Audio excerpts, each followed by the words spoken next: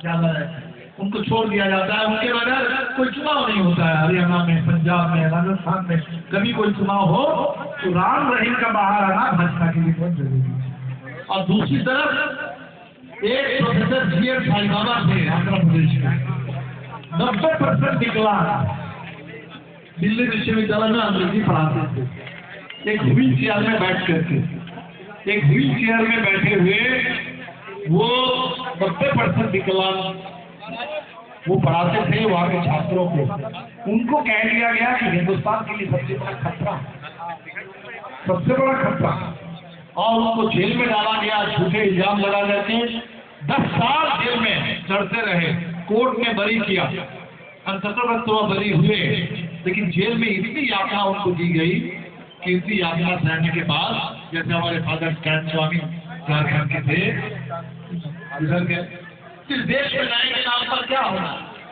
हम लोग 2 दिन पहले बिहार में याद कर रहे थे हमारे कांग्रेस शाहजहां अरवल के मुखिया थे एक जमाने में। सन 2000 का चुनाव, जिस चुनाव में राजकुमार जी भी दूसरे नंबर पर थे, उसी चुनाव में अरवल से कांग्रेस शाहजहां दूसरे नंबर पर थे। 2000 वोट से चुनाव आ गया और फर्जी उनके ऊपर इल्जाम लगा करके जेल में डाला गया। हमारे 14 साथियों को टाड़ा में बंद कर दिया गया और 14 में से 7 साथी जेल में रहते रहते पिछले 2003 से पिछले 22 साल 21 साल में जेल में गुजरे। तो कहाँ नया है कुछ? तो हमें तो इस देश में संविधान को बचाना है, हमें तो इस देश में देश की विदेश नीति है उसको भी ठीक करना है।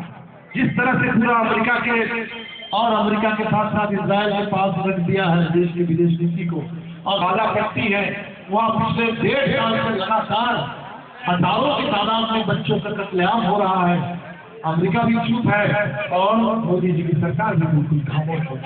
हमें तो वो नहीं चाहिए, हमें तो चाहिए कि हिंदुस्तान एक बड़ा देश बने, एक ताकतवर देश बने और वो दुनिया भर में शांति के लिए, विकास के लिए, दुनिया भर में देश के अंदर भी कमजोर लोगों के लिए आवाज उठाए और दुनिया भर में भी कमजोर देशों के लिए हम आवाज उठाएं।